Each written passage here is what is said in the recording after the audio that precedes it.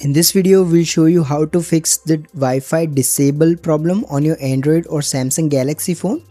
So first, open the quick settings panel.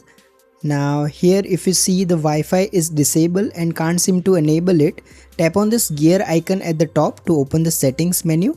Now here go to connections. Now here tap on Wi-Fi. Now here enable the Wi-Fi and then disable it. Now try to enable it again and see if it works. If you still experience the same problem, or if you are experiencing problem with a specific network that you are using, what you can do is tap on this gear icon next to your Wi-Fi network. Now here tap on this forget option. Now try to connect with the same network again and see if it works.